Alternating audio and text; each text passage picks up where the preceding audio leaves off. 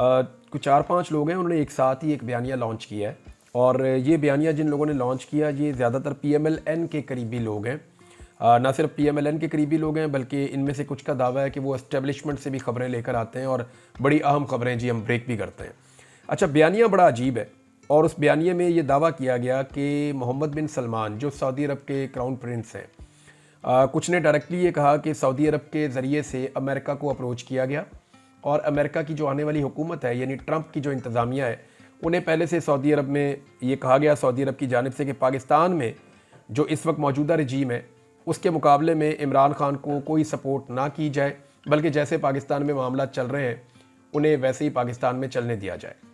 ये दावा किया गया। फिर एक दावेदार ने यह भी कहा कि मोहम्मद बिन सलमान के छोटे भाई हैं उनका जेरेड कुशनर के साथ, जेरेड कुशनर जो है वो डोनाल्ड ट्रंप के दामाद है, वो कहते हैं जी उनके साथ कोई उनका कारोबारी ताल्लुक है और बड़ा अच्छा ताल्लुक है। तो ये बात ठीक है कि उन्होंने पैसा लगाया हुआ है और ये मुझे कुछ अमेरिकन ने भी कंफर्म किया कि उन्होंने पैसा लगाया हुआ और वो कारोबार में कोई शराकतदारी भी है। अब वहाँ पे उन्होंने ये क्लेम किया कि उनके ज़रिए से अप्रोच किया गया और उस अप्रोच के नतीजे में अमेरिका की जानिब से अभी कुछ खामोशी दिखाई दे रही है और ये खामोशी ऐसी नहीं है बल्कि बंदोबस्त कर लिया गया है और अमेरिका अब इमरान खान के साथ कुछ भी हो उसके ऊपर किसी किस्म की आवाज़ बुलंद नहीं करेगा। ये दावा उन लोगों ने किया है। अच्छा, ये दावा किस बुनियाद पे किया गया है इस पे मैं अभी बात कर लेता हूँ, लेकिन इस पे मैंने अमेरिका में रब्ता किया और जो ओवरसीज़ पाकिस्तानी अमेरिका की आने वाली हुकूमत के साथ राब्ते में है उनसे मैंने पूछा और मैंने कहा जी पाकिस्तान में ये खबरें लॉन्च हो रही हैं और ये कहा जा रहा है कि MBS वाला चैनल इस्तेमाल हुआ, मोहम्मद बिन सलमान वाला, और डोनाल्ड ट्रंप को टच किया गया और उसके नतीजे में अब नतीजा ये निकला है कि डोनाल्ड ट्रंप पाकिस्तान के अंदरूनी मामलात में या ख़ास तौर पे जो इंसानी हकूक़ के मामलात हैं, जो इलेक्शन के मैंडेट का मामला है या जो जुल्म और ज़्यादती पाकिस्तान में इस वक्त पाकिस्तान तहरीक इंसाफ या इमरान खान के साथ हो रही है, इस मामले पे डोनाल्ड ट्रंप मुकम्मल तौर पे खामोश रहेगा, ये पाकिस्तान में दावा किया जा रहा है और इसके लिए इस्तेमाल किया गया है सऊदी अरब का चैनल। तो इस पे उन्होंने जो है मेरे जो सोर्सेज हैं अमेरिका में उन्होंने हंसना शुरू कर दिया। उन्होंने कहा जी मुमकिन नहीं है। तो मैंने कहा जी इस वक्त जो खामोशी अभी चल रही है इसके पीछे क्या रीज़न है? तो उन्होंने कहा जी कि काफ़ी एपिसोड हो चुकी है और अभी जो फाइनल पैगाम पहुंचाया जाना था पाकिस्तान में वो पहुंचा दिया गया है, यानी पाकिस्तानी एस्टेब्लिशमेंट को जो पैगाम दिया जाना था वो पैगाम दे दिया गया है और बड़ा संजीदा पैगाम है, उसके ऊपर आप अमल दरामद होता हुआ देखेंगे। तो मैंने कहा जी पैगाम क्या है? उन्होंने कहा जी पैगाम ये नहीं है कि यहाँ पे किसी की हुकूमत गिरा दें या किसी की हुकूमत बना दें, हम भी इसके खिलाफ हैं, लेकिन जो गलतियाँ जो बाइडन के दौर में हुई हैं वो गलतियाँ अब नहीं होगी और जो इंसानी हकूक़ की खिलाफ वर्जियाँ हो रही हैं या जो इमरान खान के साथ जुल्म और ज़्यादती हो रही है वो जुल्म और ज़्यादती का सिलसिला उन्होंने कहा जी रुक जाएगा। अब ये दावा है एक तरफ से जो अमेरिकन पाकिस्तानी है उनका कि जनाब मैसेज पहुँच गया है और बड़ी डेवलपमेंट्स आइंदा 20 दिन के अंदर हो जाएंगी।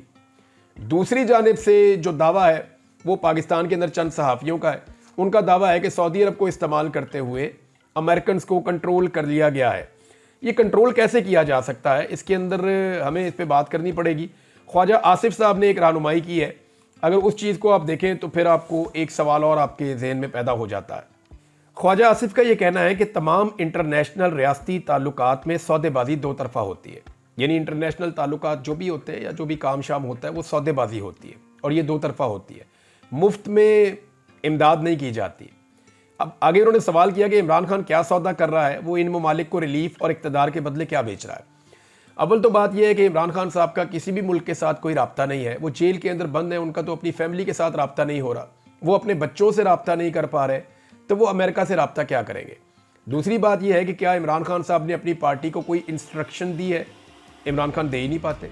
वजह यह है कि इमरान खान साहब की जितनी भी मुलाकातें होती हैं उन तमाम मुलाकातों के अंदर ऑडियो और वीडियो रिकॉर्ड होती है। इमरान खान साहब अक्सर कैमरे की तरफ मुंह करके बात भी करते हैं। तो अगर इमरान खान साहब ने कोई बात अमेरिका के लिए की है या कोई भी बात उन्होंने कोई पैगाम भिजवाया है किसी गैर मुल्की सदर को या वज़ीर आज़म को या किसी को भी, अब अमेरिका में, बरतानिया में या कहीं पे भी इमरान खान ने कोई पैगाम भिजवाया तो उसकी रिकॉर्डिंग ज़रूर हुकूमत के पास मौजूद होगी और हुकूमत उस रिकॉर्डिंग को सामने ला सकती है कि इमरान खान ने ये वाला पैगाम अमेरिका के लिए या यूरोप के लिए या फलां मुल्क के लिए भिजवाया, या ये वो ऑडियो है या ये वो वीडियो है, इसके मुताबिक वो साबित कर सकते हैं। तो इमरान खान के पास तो ऐसी कोई सहूलत है नहीं कि वो पैगामबाजी कर सकें या चीज़ को बाहर पहुंचा सकें। लेकिन ख्वाजा साहब ने एक बड़ा अहम नुक्ता ज़रूर उठाया कि मुल्क अगर किसी दूसरे मुल्क की मदद करते हैं तो वो एक सौदेबाजी के नतीजे में करते हैं। तो अगर पाकिस्तान की जो मौजूदा हुकूमत है उसने डोनाल्ड ट्रंप को राजी कर लिया है कि जैसे हम कर रहे हैं हमें वैसे करने दो, तो इसके बदले में सौदेबाजी क्या की है? सवाल तो फिर ये भी उठता है। अब इस पे जो अमेरिकन पाकिस्तानी है उनका ये कहना है, उनका ये दावा है कि पाकिस्तान की जो हुकूमत है वो यहाँ पे कुछ ऐसी ऑफर्स कर रही है जो माजी में नहीं की गई। मिसाल के तौर पे जो ऑफर की गई है कि इसराइल के मामले पे, कश्मीर के मामले के ऊपर, ईरान और अफगानिस्तान के मामले के ऊपर अमेरिकन पॉलिसीज के मुताबिक पाकिस्तान अमल दरामद करेगा। लिहाजा ये ऑफर की गई है और इसके बदले में मांगा गया है कि इमरान खान के मामले में किसी किस्म की मुदाखलत अमेरिका ना करे, हम जैसे चाहते हैं जैसे कर रहे हैं हमें वैसे करने दिया जाए। उसकी एक वजह है, देखिए पाकिस्तान के ऊपर एक अजारादारी है एस्टेब्लिशमेंट की अजारादारी कई दहाइयों से है पाकिस्तान पे, और वो मिथ टूट नहीं रही। अब इमरान खान वो वाहिद आदमी है जिसने एस्टेब्लिशमेंट को शिकस्त दी है, हर मैदान में शिकस्त दी है। जुल्म और ज्यादती हुआ, वहां पे इतनी मार खाई इमरान खान ने, फिर भी खड़ा हो गया सीधा, तो यहाँ पे शिकस्त दी। फिर इलेक्शन के मैदान में शिकस्त दी, मकबूलियत के मैदान में शिकस्त दी, बयानिए के मैदान में शिकस्त दी। हर मैदान में इमरान खान ने पाकिस्तान की एस्टेब्लिशमेंट को शिकस्त दी है।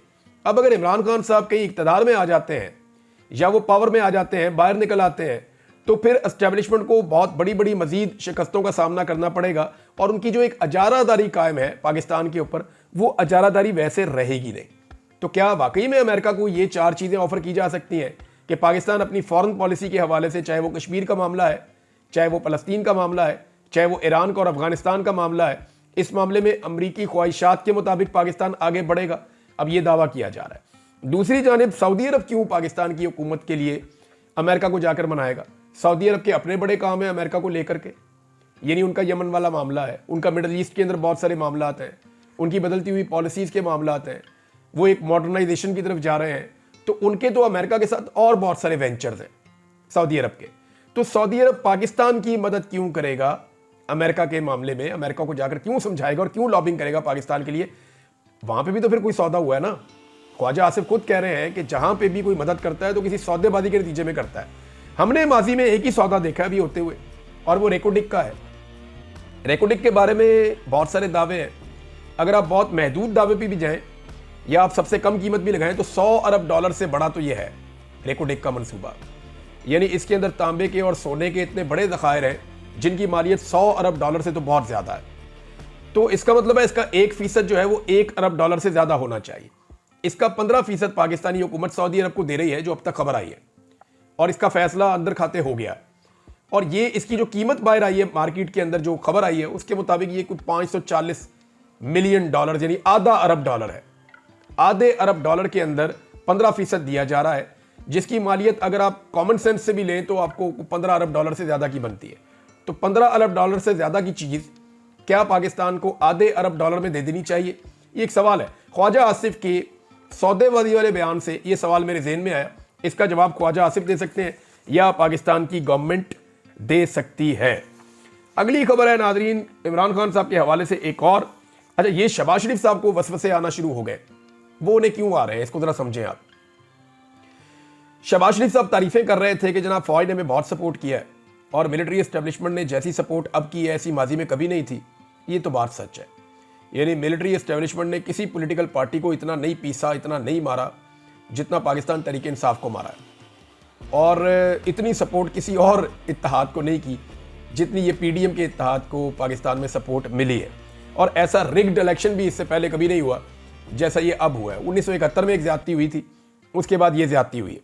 अब शहबाज शरीफ साहब ने बीच में कहा कि बीच बीच में उनको वसवसे भी आते हैं। ये वसवसे आ नहीं रहे, ये इमरान खान साहब ने टेक्निकली काम ही एक ऐसा किया जिस पे इनको वसवसे आ रहे हैं। मामला ये है कि जब इमरान खान साहब के साथ मुज़ाकरात शुरू हुए तो इनके दिमाग में ये चल रहा था कि इमरान खान साहब मांगेंगे मैंडेट वापस। इमरान खान साहब कहेंगे 8 फरवरी का जो मैंडेट है वापस करो। वो ये कहेंगे कि जनाब फौरी तौर पे 26वीं आईनी तरमीम को वापस लो, आईनी बेंच को जो है वो फौरी तौर पे ख़त्म किया जाए, हमारी मखसूस नशस्तें हमारे हवाले की जाएँ, सेनेट के इलेक्शन, बाकी चीज़ें। इमरान खान साहब सारी चीज़ें वो मांगेंगे जो उनके साथ ज़्यादतियाँ हुई हैं। लेकिन इमरान खान साहब ने ऐसा कुछ भी नहीं मांगा। उन्होंने 2 चीज़ें ऐसी मांगी जो हुकूमत दे भी सकती है, यानी इससे हुकूमत नहीं जाएगी, ना हुकूमत गिरेगी, ना हुकूमत को कोई खतरा होगा। नंबर 1 वो कह रहे हैं जी जो सियासी कैदी हैं उनको रिहा कर दिया जाए, यानी जो अंडर ट्रायल है उनको रिहा कर दिया जाए। उतना बड़ा प्रॉब्लम नहीं है, अदालतों के ऊपर से दबाव हटा दिया जाए तो वो बेल करवा के बाहर आ जाएंगे और वो आज़ाद फिरना शुरू कर देंगे। उससे हुकूमत नहीं गिरेगी, हुकूमत उससे गिरेगी नहीं। उससे इमरान खान साहब भी बाहर आ जाएंगे, हुकूमत नहीं गिरेगी। दूसरा जो इमरान खान साहब का मुतालबा है वो भी बड़ा जायज़ है। वो कहते हैं 9 मई के ऊपर और 26 नवंबर के ऊपर जुडिशल कमीशन बना दें। अब ये कमीशन के अंदर जो मेंबर्स होंगे वो तो हुकूमत ने मिलकर ही फैसला करना है ना। तो हुकूमत अपनी मर्जी के मेंबर्स लगा सकती है, अपनी मर्जी के TORs लगा सकती है, तो हुकूमत उसके अंदर भी कोई ना कोई रास्ता निकाल लेगी और वो इतना लंबा चला जाएगा वो इंक्वायरी में मामला, और कल को उसकी रिपोर्ट पब्लिक करनी है या नहीं करनी, ये भी हुकूमत की मर्जी है, तो उसको भी हुकूमत साल 2 साल लटका सकती है अगर चाहे तो इन दो चीज़ों में तो हुकूमत नहीं गिर रही। फिर घबराहट किस बात की है? घबराहट इस बात की है कि इमरान खान ने वो क्यों नहीं मांगा जो उसको मांगना चाहिए था। तो वजह यह है कि इमरान खान को यह बात समझ आ गई है कि अब उनके बाहर आने का वक्त हो गया है। पब्लिक में उनकी मकबूलियत अपने मिराज के ऊपर है, वो अवाम के अंदर बेहद मकबूल हो चुके हैं, बल्कि पाकिस्तान के बाहर आलमी सतह पर भी उनकी मकबूलियत बढ़ती चली जा रही है। यहाँ पे मैं आपको एक डाटा और दे देता हूँ। दुनिया में जो सोशल मीडिया के सार्फिन है ना, वो 5 अरब 22 करोड़ है। इतनी बड़ी तादाद है सोशल मीडिया को इस्तेमाल करने वालों की। अब इसमें मुसलमानों की एक बहुत बड़ी तादाद है। जो टोटल मुसलमान है दुनिया में वो 1 अरब 90 करोड़ मुसलमान है दुनिया में, यानी 190 करोड़ मुसलमान इस दुनिया में इस वक्त रहते हैं। अब सोशल मीडिया में इमरान खान साहब जो हैं वो 21वें नंबर पे हैं पूरी दुनिया में, और पॉलिटिशियन में पहले नंबर पे, जबकि इमरान खान साहब जो हैं वो मुसलमानों के अंदर जो बाअसर मुसलमान है पूरी दुनिया के अंदर 190 करोड़ मुसलमानों में 24वें नंबर पे इमरान खान साहब आते हैं।